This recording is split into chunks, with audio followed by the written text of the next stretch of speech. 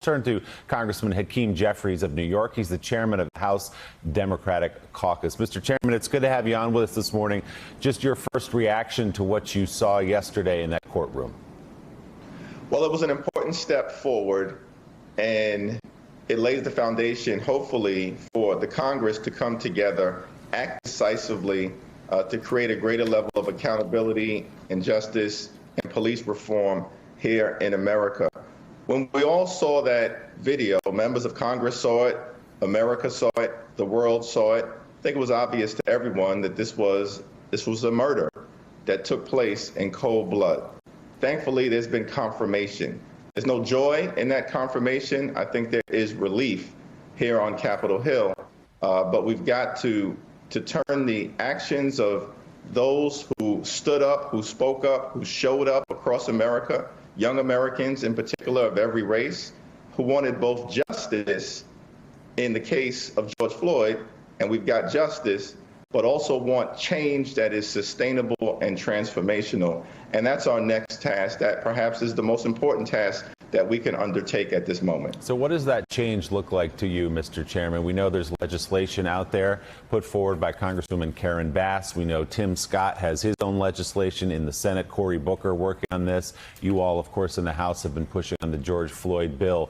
What happens from here? President Biden said last night in his remarks, we can't stop here.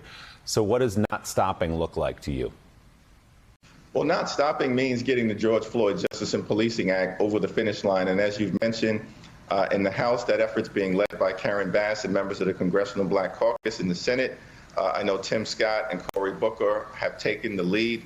There have been some bicameral conversations, but I think we've got to act with the fierce urgency of now. We have to change the mindset of policing in this country from a warrior mentality that exists among some. Because when you have a warrior mentality, that's how someone is choked to death in front of the eyes of the world. You tend to view certain communities of color, low-income communities of every race, immigrant communities, as enemy combatants, absent any dignity and humanity. But when you have a guardian mentality, which is where we are trying to push policing in America, then you tend to view those communities as individuals who should be partnered with to lift up public safety for everyone. And there are a series of measures that we believe can help bring that about, but it's the mindset change that will ultimately lead to transformation. Congressman Claire McCaskill is here with a question for you. Claire? Good morning, Hakeem.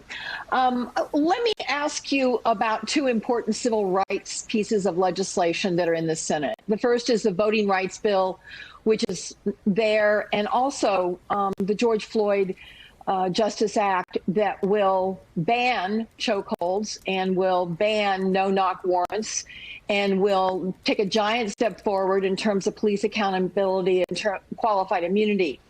Tell me about what is going on behind the scenes to try to find 10 votes on the Republican side of the aisle to get this moving. Is Tim Scott a friend at this point, or is he a foe? Well, Senator, it's always great to see you. I think Tim Scott is operating in good faith. The question is, can he find 9 other Republicans who are willing to operate in good faith? The approach that I believe, which has been taken and should continue to be taken, you've laid out some of the more important provisions of the George Floyd Justice and Policing Act. I was proud to have introduced the Eric Garner Excessive Use of Force Act, which is the prohibition on the chokehold or other types of measures such as a knee to the neck that resulted in the death of George Floyd.